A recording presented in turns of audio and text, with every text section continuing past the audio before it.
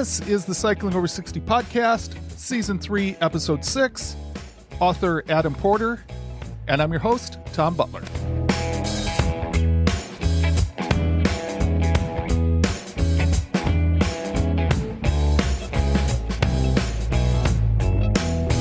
Here is a brief update before I get into this week's interview. On an absolutely beautiful fall day recently, I attended my first cyclocross race.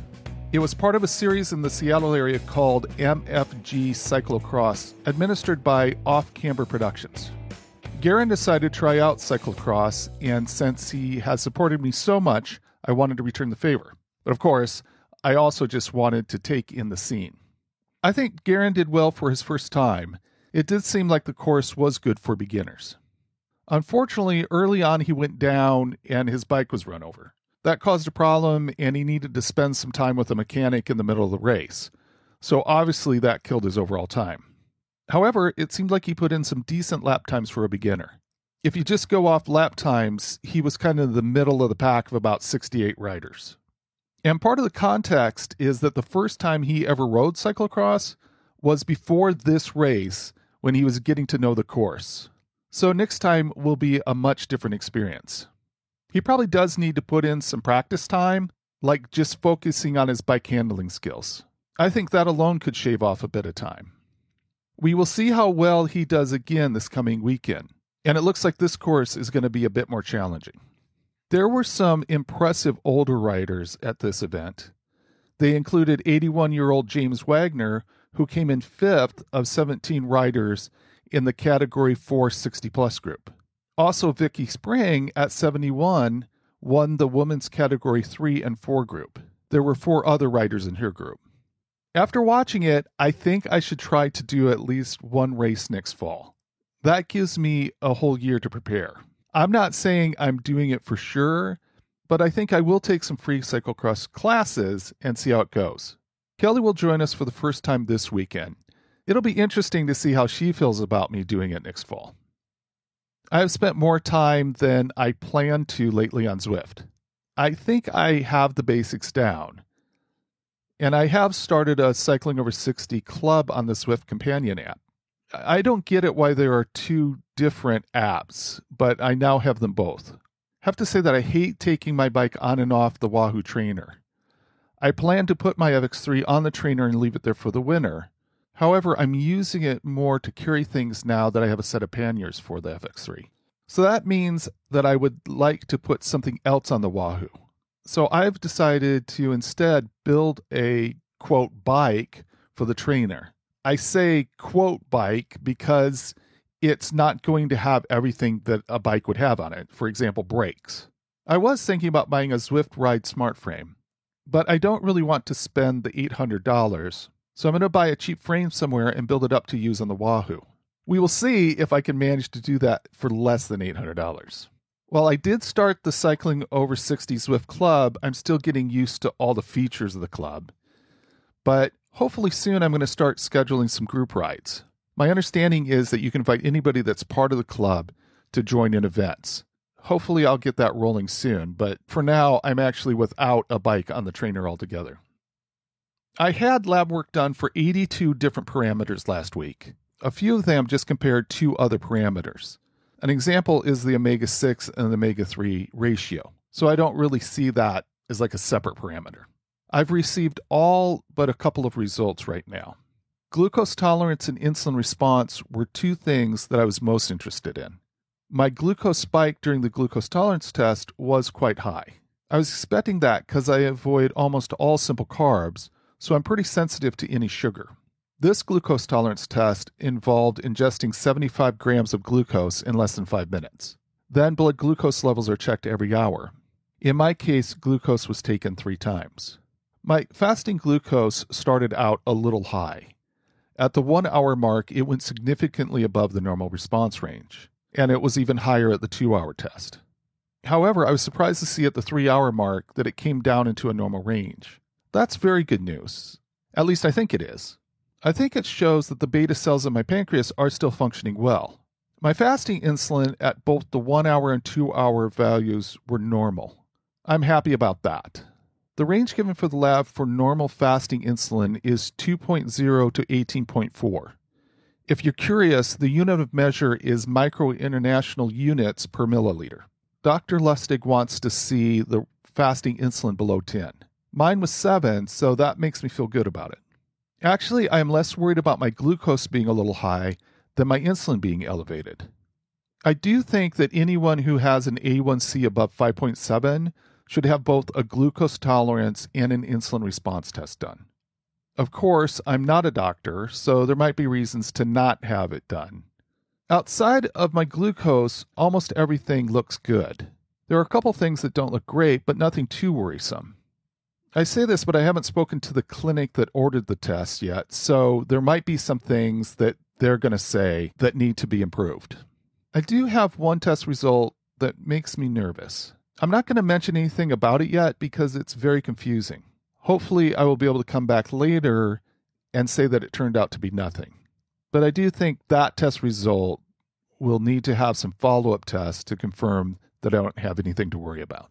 All in all, I am really pleased with how the labs came out, and I see these tests as a good place to start trying to look at how to improve my individual health.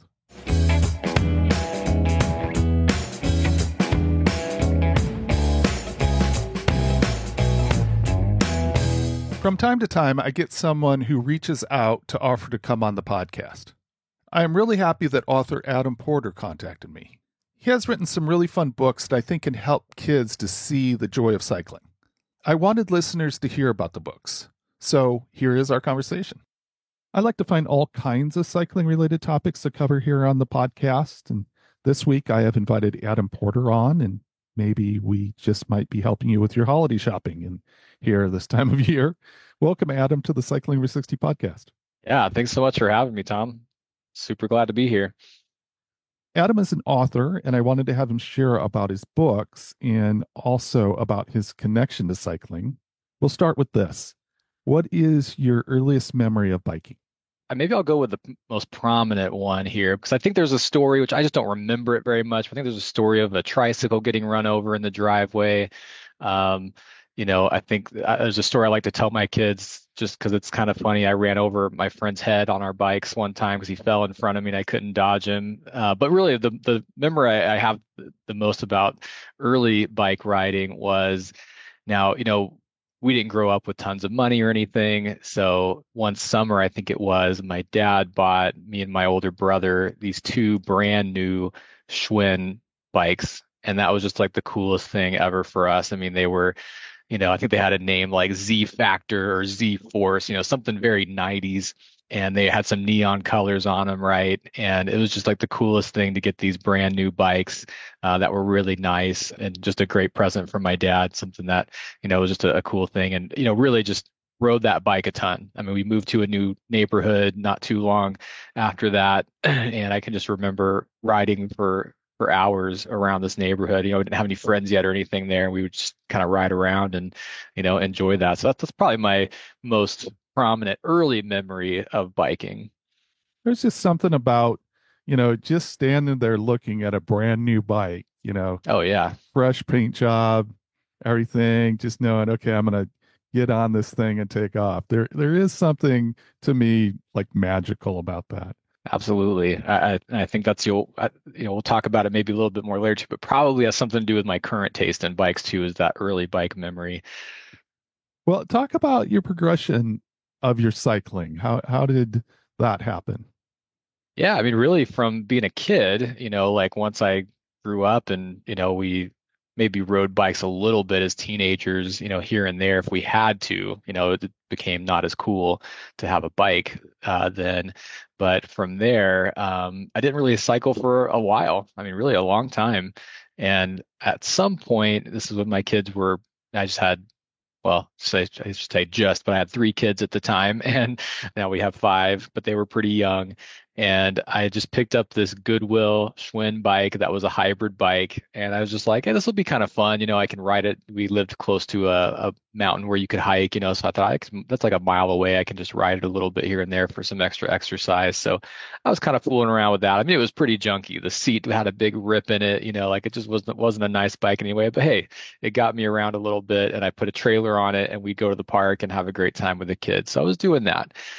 And then a friend of mine who's been a friend since high school, he started getting into cycling, and he was riding around a little bit more, and had bought for what we knew at the time was a little bit better of a mountain bike. And him and I went riding and on his mountain bike and my Goodwill bike. And I think we rode maybe 14 miles, and that felt like it was 100 or whatever. It felt like a lot, but it was a lot of fun and we really liked it. So he sort of was ahead of me with that. He was sort of the catalyst for a lot of this. And he went out and bought a really nice specialized bike, a road bike, and sort of kicked things off for us to get a little bit more serious about riding together, because we're a couple of busy dads. Hey, this maybe is a great way that we can get to hang out a little bit more and have a fun hobby around it too. So he did that, and then I started looking around for a used bike as well. And really since then, just started getting into the hobby, right? So it was, hey, okay, now I've got a real bike, and I'll put that in quotes, a real bike. Maybe I should buy a kit. So I've got first set of, real cycling clothes there too, which my wife would always make fun of. She was like, oh, why are you going out to just to do a quick ride? You're gonna wear all this fancy stuff. And she's like joking that she would go buy herself like a chef's outfit whenever she's gonna cook, like, French toast or something, because you have to have the right clothes for what you're doing. Yeah. So then from there, I just started, picking up more stuff, exploring different gear, adding to the bike, what I had, upgrading a few things, and eventually landing with what I have now is 7 bikes. We can talk a little bit more about that too. But then I just got into doing things like races. So me and the same friend went out to Kansas for the first time a couple years back and did Unbound Gravel. And that was just a blast. Yeah, it's really just kind of progressed from there to the point where, it's a full-fledged hobby. I have a bike closet at my house, which is where I store all of my bikes and all the gear. So it's out of the garage and, into a specific place now. So that's it really, that was 2020. So it hasn't been a super long time, but, long enough to really enjoy it and, come to love it. You talked in an interview about being out in nature on the bike, and I'm wondering if you could talk about that a bit. What do you find Yeah. attractive about that? Yeah, and truthfully, I mean, even thinking about that one right now, like I need more of that right now. It's been a busy couple months. I think maybe everything in my house broke in some way or another, so I've been repairing things around the house and the cars and everything, and working really hard. And it's like, that stress relief of getting outside is such a great thing. I mean, I live in kind of an interesting place where it's like I'm pretty much right in the city, but I can head just up north a little bit and get out in the open pretty easily. So it's kind of this cool thing where I can get out, and there's a river called the Salt River that's maybe a 40-minute ride from my house that I like to do. And just that stress relief of unplugging from everything. Now you don't fully unplug from all electronics because you've got the Garmin, you've got the bike computer, you've got the lights and all the things, but you're unplugging from the normal things of life. And I think it's just a great stress relief for me to get outside in the fresh air in this way and just traveling along, out in the desert. I'm in Arizona, and just enjoying the nature there. And I do always try to, because I tend to get caught up in thoughts pretty quick into the rides, but I do try to make sure I take a moment to just breathe a little bit purposefully, take a look around, check out the mountains and the view and the cactus and all the things. Sometimes I see some wild horses out there in the desert too. So, always kind of keeping an eye out for those things. But, really it's just like anyone, our jobs can be stressful, and getting out in nature is a fantastic way to unwind from that. Can you talk about your interest in Cannondale bikes? You mentioned what, 7 bikes? Is that what I heard? It's up to 7 right now. Now, do all 7 ride? Not quite, but there's 7 bikes with some ready to go and some that are, in progress. Like I was saying, I think the 90s styling of those Schwinn's, sort of influenced the Cannondales for me. But when I started riding with my friend, like I mentioned, I started looking around at used bikes, and as I was checking them out, I was like, man, these Cannondales are just they have the look that I like. There's something about those late 90s, early 2000s. They had the double logo on it, it had the logo kind of all over the place as made in the USA. And they were in my price range. I thought they looked the coolest, and they were in the price range that I was okay to get into there. And it really just took off from there. I started learning more about the various kinds of models that they had. I joined a Facebook group that's for vintage Cannondale owners and discovered there's this entire community that loves these bikes from this era. Even people that like you would meet in the group that would say like, oh yeah, I designed the Cannondale logo. You know what I mean? Like you just learn different cool things about the history of the company and how they were so innovative at the time. Found like the Lefty, for example, like what a cool bike. I don't own one. I haven't. I mean, I've had one around briefly, but I kept one for myself.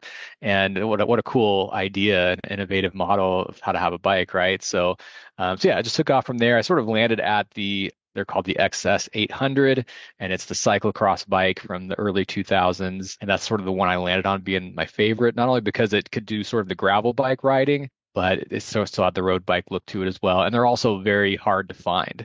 So for those vintage Cannondale owners, it's like kind of finding a unicorn is finding one of these cyclocross bikes that is in pretty good working order.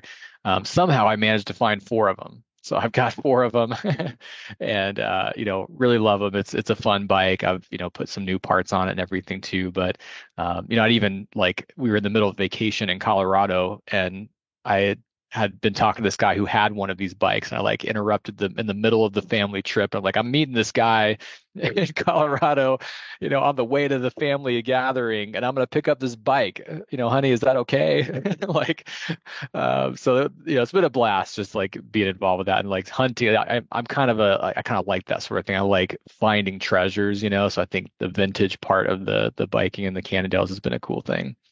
I love that. I really do. Now, is there a particular Cannondale that you would really like to own? You talked about this one being special, but is there another one out there that you're like Yeah. really hoping to find?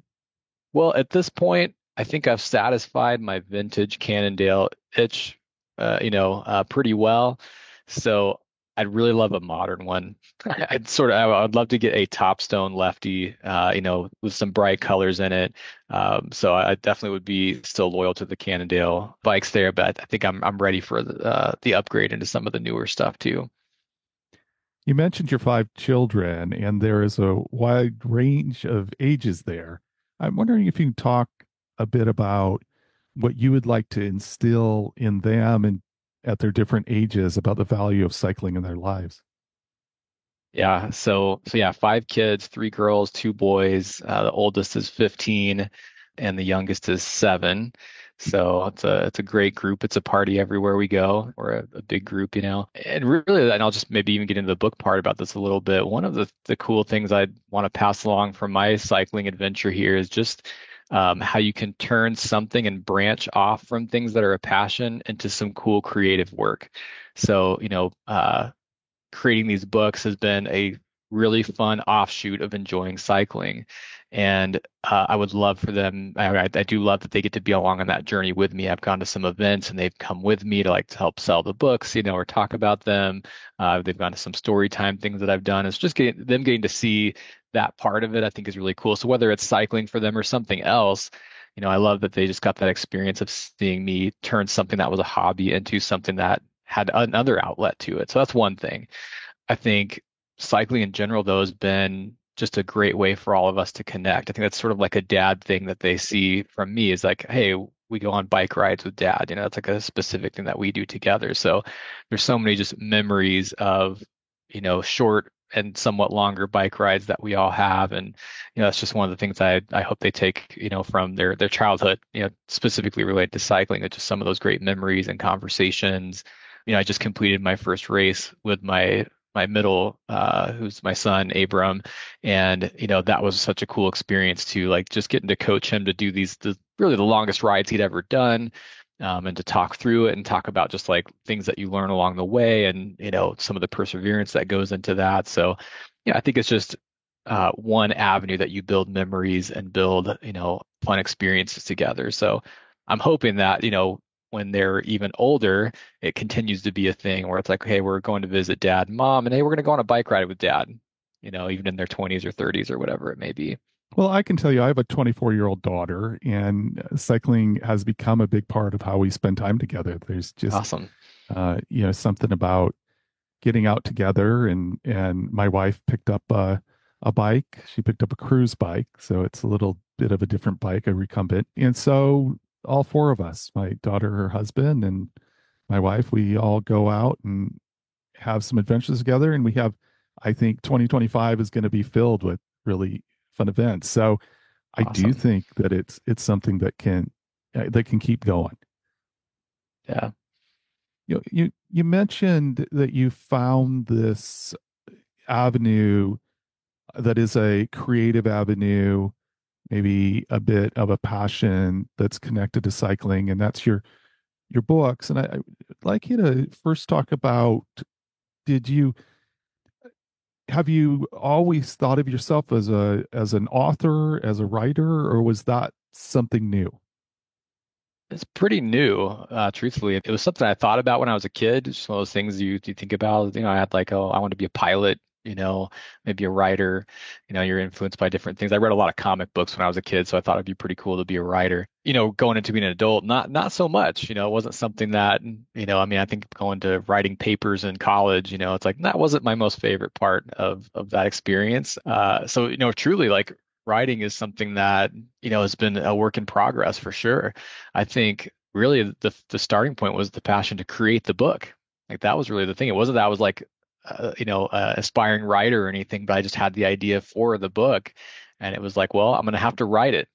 I'm gonna have to get into that and figure that out a little bit.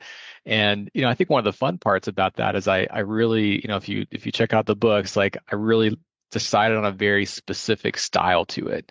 There's a certain writing style that's just sort of, it's a little bit more like, to me, it makes it feel like you could be the center of the story. It's not necessarily about a person necessarily. So yeah, so it's really the idea of the book first, and then the writing part had to come along with that. And it's been a lot of fun. I mean, I can tell you there's been a lot of edits for each book. I probably finished each one 20 different times and then gone back and changed something, or my wife would read it and say like, this sounds weird, or this doesn't make sense, or a kid wouldn't understand that, or just, there's all kinds of different things that, she would point out, or even sharing some with my kids, tons of edits that went into it. But, all along the way, a fun experience, and it's kind of created some of that passion for that there too. But a lot of it just comes down to the project itself, and that's the thing I'm the most excited about.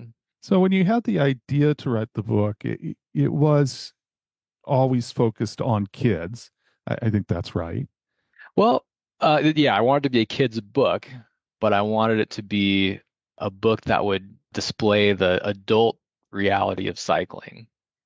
So it's not really a book about like a kid learning to ride a bike, or, falling down or something like that, but it's just more about the experience that the adults have. So I think I heard you say that you did some research, like you went out to look at what's out there as far as books on bike. Can you talk a bit about what you found? Yeah, I mean, that was, probably within a couple. I mean, really, this was the idea hit me one night when I was just reading to my kids about the book, and, sort of planted in my brain there. And then all of a sudden I thought maybe I could make this book. And that led me to saying, well, is there already something like it out there? Like, if it already exists, like I'll just buy that and I'll enjoy that. So yeah, I did some research, looking around for different books, and I found a lot of really cool ones. There's a lot that are focused on learning how to ride a bike, which is a great thing for kids, and a very great idea for the book creator too, because I think that's very kid friendly, very accessible, and every kid's going to go through that experience of learning how to ride a bike for the first time. What I didn't really see a lot of, really were books that I felt like were connected to the hobby and experience of cycling. What I experienced by going to a bike race, and the bike culture that you run into there. So, I didn't really see a lot of that. I'm sure there was some out there. Maybe someone that listens might even point one out that I didn't catch in my research, but I didn't really feel like I found many that kind of hit that spot. So, really that was part of my original vision, really was to bring out that, unique spot of kids books that would be, hey, maybe this could help the young son understand what his mom gets up at 5 a.m. every morning to go do, right? And rides her bike in the morning, or, what it's like to be in the bike race and things like that. So that was really kind of from the start. I wanted to, really hit at that unique spot to share with the kids, hey, this is what, the hobby isn't really like and some of the cool things about it. And then the cyclist could really read the book to their kids and be like, hey, that looks like my bike. Or, the books have a computer on the pages, right, that tell you like how fast you're going and things like that. And they could talk about things that their computer tells them, so it's just a way to connect on those very specific parts of the hobby with your young kids. So you've got two books out, and can you talk a bit about the focus of the different books? So the first book, and truthfully, when I started on the whole adventure here, the idea was I only had the idea for one book. I just thought, hey, this could be a really cool thing. I sort of had it pictured in my mind about what it would be like. So that was the first one I made, and it's called Morning Ride. And just like the title says, which is kind of a cool thing too, if you use Strava and you don't name your ride, what's it going to call it? It's going to call it a morning ride. So that was kind of part of the play for the book too. So it's just called Morning Ride. And really, that's what it does. It takes you through someone that gets up really early before anyone else is up, goes out on a bike ride, and there's just a lot of things to spot along the way. And I've got it open in front of me right now, right? So, early on in the book, the rider's going through a neighborhood and there's some landscapers unloading a truck with, some concrete mix and different things to work on someone's yard, right? There's some animals that you'll see along the way. There's a tree house, that kids are going to be playing in later in the day and things like that. So yeah, the book just kind of takes you through, what a morning ride is like. The rider gets up before the sun is out, rides up to the top of a mountain, sees a sunset, rides by the beach, gets a stop for a breakfast burrito, which is something I really like with bike riding. It's something that sometimes gets me through a ride is picturing the breakfast burrito at the end of it, or in his case here in the book in the middle of it, and then makes their way home. So it's a very simple story, but again, I think it translates. This is what I think about like the vintage Cando group I'm a part of on Facebook. Like people post about their rides all the time. And I'm like, well, this book kind of like tells the story of what one of those rides are like. And that was really the purpose of the morning ride. So the second book called 101 Mile Race, and same style it was written in. I have the same, general approach to creating the book, but this one just takes you through, starting out at the the starting line of a race, of a gravel bike race. And the hero of the story is a mom who has her family cheering her along from the sidelines. And the book just takes you through the experience of the race. So going off from the starting line, riding through some neighborhood in front of some houses, and then you start getting to some bad weather. So there's some rain, there's some struggles with rain and mud. And then, eventually that breaks through. There's a stop at an aid station to refuel a little bit. And there's some experience of getting really tired. And what I've certainly experienced on races I've been on, having a little bit of a bonking experience where you run out of steam and maybe take a fall, and then eventually celebrating at the end across the finish line. So that's 101 Mile Race. Again, just translating some of that experience of a bike race, to the kids. And one of the things I really love about the 101 Mile Race specifically is, the hero of the story here, the mom. It's not like the book is about whether she's going to finish first or not. Let me see here. I have her finishing in 623rd place out of 845 people, right? And I just love that reality of it, because for many people that ride these races, and this is definitely me, whenever I've been in a race, I am not vying for anywhere close to first place, right? So just that experience of like, hey, you did it and you accomplished it, even if it was something that was hard for you as maybe a beginner or someone that's just, not in that tip top shape like the top athletes are. And then there's actually a picture too, which I really love. The very last picture of the book is the mom having finished the race, and her husband and her two kids are sort of surrounding her and congratulating her on finishing the race. And actually, the picture is a play on a picture I sent to my illustrator, which was a picture someone took of me finishing a race with my kids and my wife, Bobby. We just swapped out some of the genders there for that. But it's kind of a special thing for me knowing like, hey, this picture is there, but it's actually based off of one of my experiences in finishing a race there too. So yeah, those are the two books. Yeah, again, very simple stories. There's no particular moral to the story necessarily. And I kind of wanted that on purpose. I just wanted to be a simple experiential type of a story. I think there's a couple things I really love about it. One is, when you talk about being an experience, it's an experience that mirrors like what it's like. Yeah. A morning ride is very typical. Being Hmm. out on a big group race is a pretty typical thing. So it does mirror that, and I think that's wonderful. And the second thing is, I love the fact that you have this mom as a hero, Hmm. and kind of putting it out there that, yeah, this is a thing that's typical, that moms get on their bikes and they do these things and they're supported by the family. I just love that aspect as well. Yeah. You have kind of an element of the books that is meant to be a part of the experience, if I understand this right. Can you talk about kind of the image search component of the books? And I think what you're referring to is like just some of the different background details we put into the book. Yeah. Is that what you're thinking there? Yes, that's Okay, right. yeah. Yeah, I mean, when I first had the idea for the book, some of the books I love reading to my kids are ones where you really kind of look around and you're like, oh, look, here's sort of a hidden thing in the picture. You know what I mean? Hey, check out the birds over there, right? Like just really small details that aren't really part of the core story, but are fun to talk about and look at. So just for example, in the morning ride book, there's a page where the rider's had a flat tire and is stopped over to change the flat tire. And on this page, there's sort of a hidden hawk that's flying through the air. And at first glance on the page, you can't quite see it, but it's there, right? So it's just things like that that I think are really fun for kids. And again, when I would read books that were sort of like that to my kids, those are some of the really interesting parts that we'd end up talking a lot about is some of the small details that were within the story. So definitely something I wanted to bring into, all the books I'm gonna the ones I've come out with and ones that are in the future. I think it sounds to me like that's something that can really engage younger kids into the book. Absolutely, yeah. Yeah, that's awesome. I, that must have been a discussion you had to have with your illustrator. Can you talk a little bit about your illustrator? Yeah, absolutely. So yeah, Alyssa Whetstone, you know, uh, she's great. I am amazed at how like easy it was to work with her on some of those details.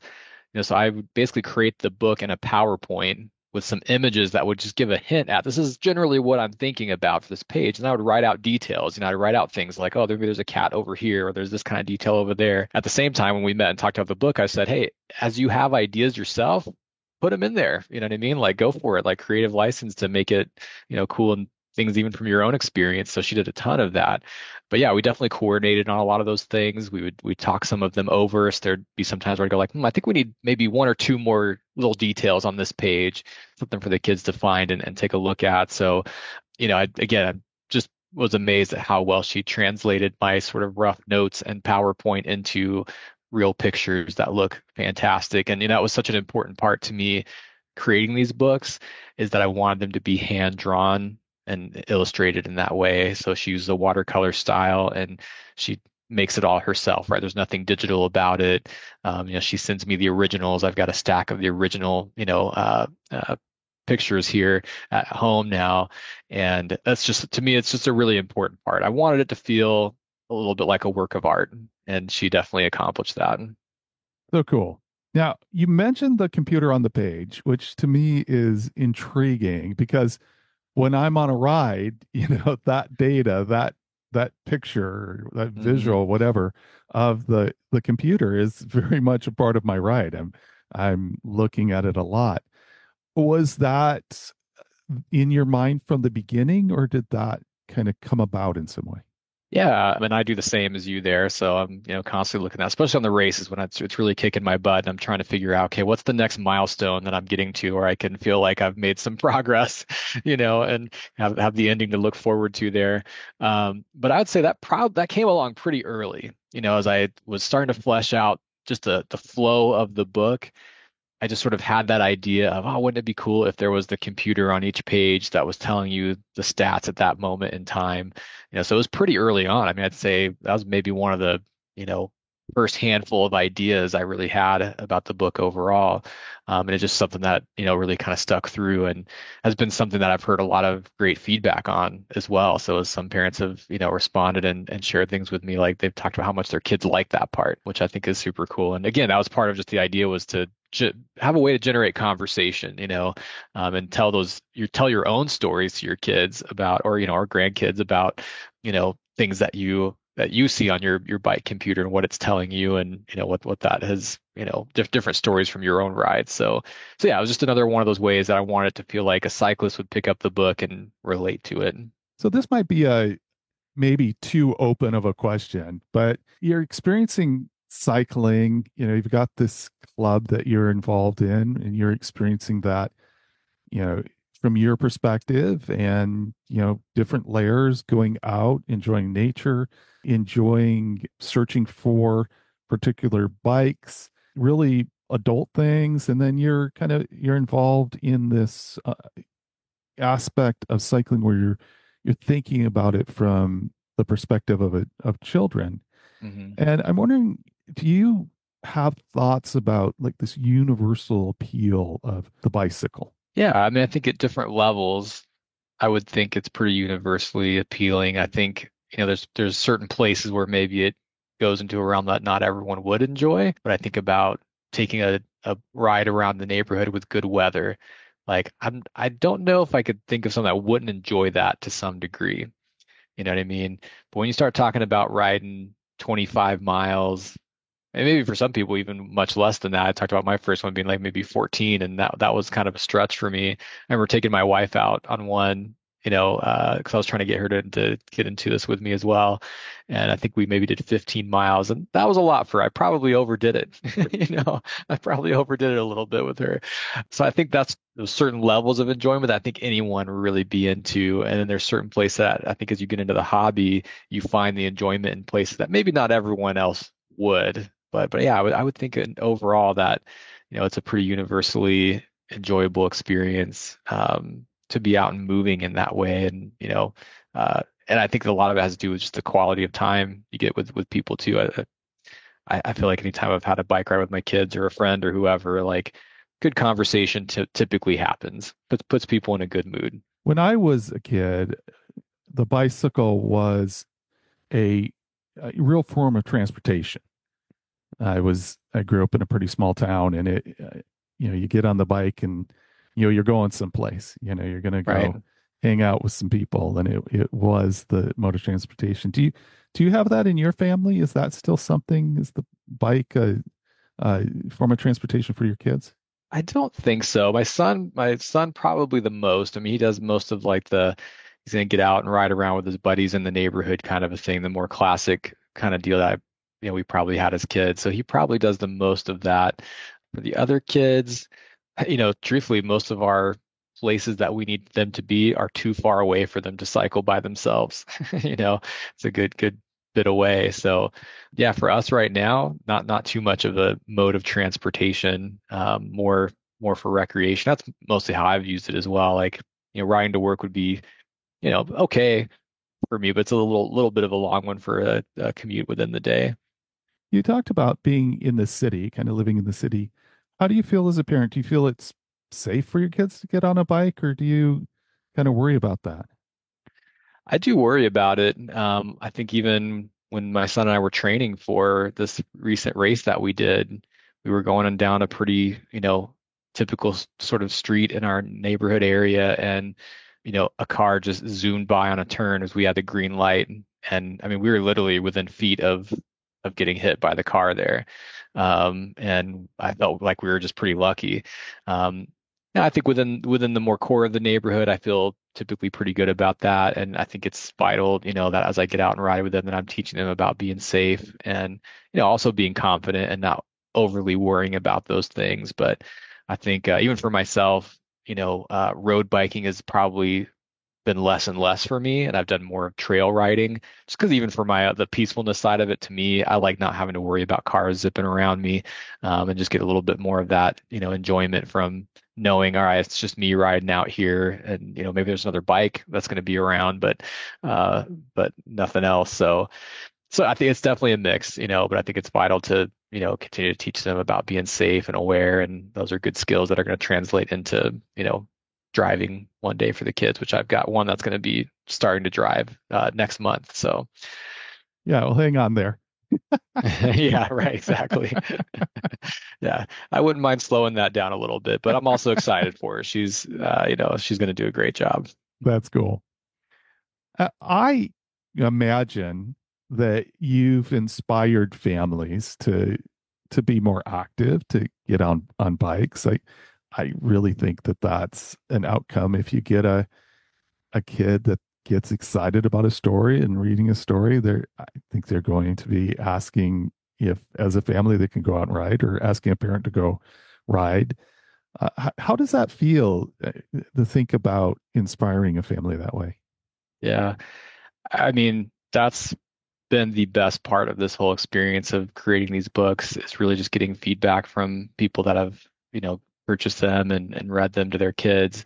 It really just makes me really happy. I mean, number one, my own kids loving the books and enjoying them. That's the thing that's made me the happiest. But otherwise, the stories I get, I mean, I've certainly had people tell me like, "Oh, my son loves your book. He brings it out every day and wants to read it." And I'm sure that didn't last forever, but even for a little while, like that's pretty amazing. I've had parents talk to me about, going on bike rides the next day after reading the book, which is again makes me really happy. There's a family that we know here that's we're part of a homeschooling community, and a mom who has older kids, not even the target audience for my book, much past the point. They bought the book and read it, and they all went riding bikes together. They told us about that, so I was like, that's so cool. That's awesome. So yeah, I love that part, and I think that as a parent right now, kind of trying to reduce how much time is on screens and like, get kids outside more. Like, I think riding a bike is a great way to do that and will bring energy and life, into what we do every day. So yeah, if it continues to do that along the way, that's going to be, a great thing about the project. For sure. You have another project called Our Bike Story. Can you talk a bit about that? Again, this was just an idea that came along later on through the journey here of creating the first two books. And, what it is, it's just an interactive journal. And, the idea behind it for me was I wanted, a parent or grandparent to be able to, if you're the journaling type, and not everybody is, but if you're the journaling type, to be able to write down memories from the bike rides, right? I mean, kids say all kinds of funny things all the time, right? So you can write those down. Maybe you saw something really interesting on a ride that you both talk about for a while. Me and my son will sometimes talk about this like desert fox we saw out on one ride that we took together, So just recording those small memories in there. And my hope was that, hey, when your kids are all grown up, this book might be on your bookshelf. You take it down and you sort of have this window into this very specific activity that you did, right? Because I think journaling to me, like I've done journaling at different times, but sometimes it's just this overarching, like all of life kind of journal. Like I get a little bit overwhelmed there and, what do I write? Like, but to have something that's very specific just for the bike rides, I think will be awesome for people to, all along the way reference back to things and look at those memories. And I just feel like that's going to create this sort of really good window and tunnel back into those moments of time with your kids. So that's the idea behind it. It's actually filled with quite a few different things. It's got, pages to where you can check off different repairs that you've made on your bikes. It's got places where you can record what bikes you even owned. There's some crossword puzzles in there. There's places where you can check off, different locations or things you've seen along your rides.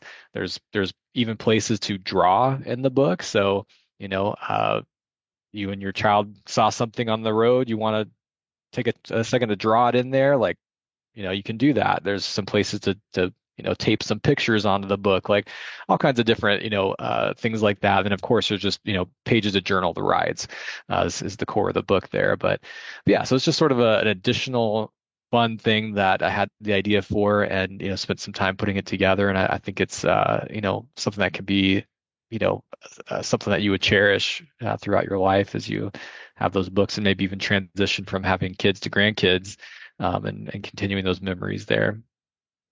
Well, you mentioned like a grandparent connecting through the book. Have you gotten any feedback about that happening, or what do you think about that as as a possibility for a grandparent to use it as a connection tool? I mean, I think it would fit perfectly. I think, for I would imagine for most grandparents, it's not every day you get to ride bikes with the kids, right? It's going to be on a more periodic basis. So I think even having that being part of the visit with the grandkids could be really fun. You go over to grandpa's house. Hey, we're going to work on this journal a little bit. We're going to go on a bike ride. We're going to talk about some of those memories and write them down together, complete some of the interactive pages. Like, I think that would be fantastic. And I think that, again, would be very treasured by anyone that engages in it. So our bike story is pretty new. I just completed it not too long ago, and most I've sold at racing events that I've done to parents. So I haven't had a lot of grandparent feedback on something like that yet, but I imagine as we continue to make efforts to have it be known, we'll get more stories there. But I certainly think it would be a great fit for anyone who's riding with kids and wants to capture some of those memories. Well, it feels like that for me. It feels like that takes those times that you spend together, and like you say, it logs them in Yeah. something that both the person, the grandparent can look at, and also grandkids can look at and have as something they keep for a long time. So there's these three projects, the two books and the Our Bike Story project. And again, we're coming into a holiday season, and I'm just Yeah. suggesting these for people if you have grandkids or you have kids that are in that age range, consider it because I think most people listening to the podcast, cycling is a big part of their life, and it gives an opportunity to share that and to even to pass it on. How about future projects, book projects? Do you think you'll continue to produce books about bikes? Yeah. I've got things working right now. So holding in my hand a just printed version of my next book, just as a way that I can, hold it in my hands before it's going off to the illustrator here to Alyssa. But I would say, within hours of being ready to have the drawing begin on it. So I won't spoil the title or the topic yet on that one, but you can follow me on social media and you'll see some posts start to come around once the drawing starts on that one. Right now, I would say I've got plans for three more books, and I would imagine I'll continue to go from there as well. Actually, I probably have ideas for more than that, but I've got at least a manuscript started for three more and sort of an outline and a progression of those books. So I'm definitely excited to continue to produce these. They're a lot of fun to make. I think they're just a blast, and I'm definitely excited to continue there. So I'm hoping maybe by the new year the next book will be done and out, but we'll just kind of see how the process goes. And there's two big chunks to it. One is well, actually the first one would just be writing it and putting it all together, but then once the illustrating starts, that's a couple months in the works. And then after that, there's a lot of formatting and work in the program there to have it all come out correctly. And it's all a good and fun process. I mean, I still remember getting the first copy in the mail of Morning Ride. And then my goal was to have that before my 40th birthday. So we got it in the mail, I think maybe 3 or 4 days before that, and got to kind of check that out. And it was just a very cool experience. I actually told my wife, hey, can you read this to the kids? I just want to like sit back and like see what it's like to have this read to them here. So such a cool process. So yeah, definitely more in the works and more ideas bounce around in my head about additional books. That's awesome. Well, I'm going to pitch you a story idea right now. Here we Okay. go. All So right. yeah, this is the whole reason to have you on. Well, not really, but anyway, we did this really fun thing where we put our bikes on a ferry, took a ferry across and did a ride on an island up here. So, I'm Mm. pitching that you throw your family in a van or on a plane, whatever, or on a train, I don't know, and come up and experience a ferry ride and do a book around that experience. I think that would be wonderful. I mean, I am all for that idea. I was telling you before we started recording here that we went and visited your neck of the woods last year, and we did a couple ferry rides. And I was specifically thinking while I was there, I was like, I saw some people getting on the ferry with a bike. I was like, that looks amazing. I want to do that so bad. And I can't remember the name of the island we went to that day. Everywhere we drove around, I could see like, oh, this is where I'd be riding. This would be so great. So I'm all for that idea. Yeah, well, see, and now you have this like professional excuse to do that. Exactly, So that's exactly. great. I'm imagining that, getting out on a bike and it gives you some space to really think creatively. Is that the case? The ideas just really come while you're out Oh riding? yeah, I mean, I once the ball got rolling on this, and I knew it was a reality that I could make a book happen. Uh, uh, all the way, I would have ideas while I was writing. Whether it was something I saw and I was like, oh, I'm going to put that in the book, just as a small detail, or I even thought of multiple books. I mean, I've thought of books on bike rides that I end up get going, no, I'm not going to do that one. Certainly have had plenty of ideas all along the way. So definitely a thinking space for me being out on the bike. How do people get a copy of the book? How do they follow you on social media? All that stuff. How do people Yeah. stay connected? So really easy there. I mean, I use Instagram the most. I mean, I've got a full-time job. I've got the 5 kids. So I just don't have the time to put my efforts into every social media type there is. I have a small presence on Facebook. You can find me, my company name is Bike Lane Co. So you can find me on Facebook or Instagram. Instagram is the most active for sure. So you can definitely find me there. You can actually download free coloring pages as well. So if you want to add to the book experience and get a couple coloring pages that are directly from the book, you can read the book to your kids or grandkids and then print the coloring pages and make your own. So that's there on Instagram. And then you can find the books on Amazon. I mean, I've got links all over Instagram, but you can search for Morning Ride or 101 Mile Race or Our Bike Story on Amazon, and you'll find it popping up right there. You can order them directly from there. I'm also happy if you reach out to me directly. I would be happy to send you a signed copy. So we can make an arrangement there to do that. I've got a small inventory here at my house. So if that's something that you enjoy, I'm happy to do that too. And I usually throw in a couple coloring pages along with those as well. So any of that works. And overall, I'm always happy to hear from people. So if anyone checks out what I've done and you like it, you have something to say about it, you've got a picture of you reading it to your kids, like I love that kind of thing. So would definitely encourage anyone to share if they pick one up. Awesome. Adam, thank you so much for coming on and sharing this. I am really excited about what you're doing because I love cycling and I love seeing kids out on bikes. Just today, I saw two really young kids with spikes down the center of their bike helmets. They looked like they were going out with their mom, having a great time. And so, anything that introduces kids to cycling in the way that you're doing, I think is wonderful. And so, just good job at doing that. And thanks so much for joining me. Yeah, thanks for having me. It's a blast. Well, good luck with all your writing endeavors. And if you coming up here and you need someone to kind of guide you on a ferry ride for a two-story, let me know. Be careful what you wish for there. I like it. All right. Take care now. Thanks. Bye.